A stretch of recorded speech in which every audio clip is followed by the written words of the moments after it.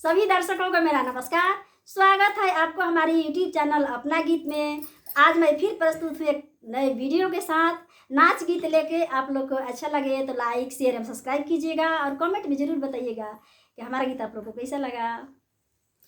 लाली लाली हटवा पाला लाच गइलन जीजाजी,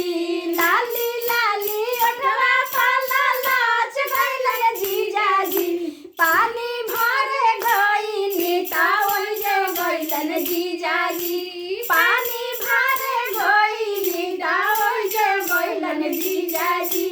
टूट गइले डोरिया लटक गइलन जीजाजी, टूट गइले डोरिया लटक गइले जीजाजी,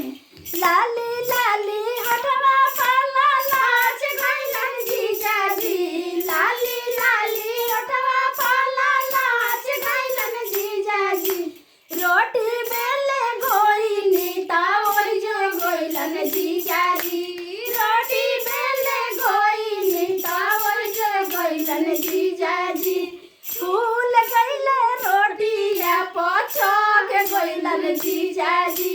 फूल गइले रोटिया पचक गइलन जीजाजी, पाकल या मारुदिया पहचान जइहा जीजाजी, पाकल या मारुदिया पहचान जइहा जीजाजी, टूट जइहे डाँडिया लटक जइबा जीजाजी, टूट जइहे डाँडिया लटक जइबा जीजाजी, लाली लाली हटवा पाला नाच गइलन जीजाजी, लाली लाली हटवा पाला नाच गइलन जीजाजी, हाइया सकुलिया बनात जइहा जीजाजी, हाइया सकुलिया में जान जइहा जीजाजी, मैडम मरिहे चटकन घुलट जइबा जीजाजी, मैडम मरिहे चटकन घुलट जइबा जीजाजी, लाली लाली हटवा पाला नाच गइलन जीजाजी, लाली लाली हटवा पाला नाच गइलन जीजाजी, सेज सोवे गइनी ता ओइ जो गइलन जीजाजी, सेज सोवे गइनी ता ओइ जो गइलन जीजाजी,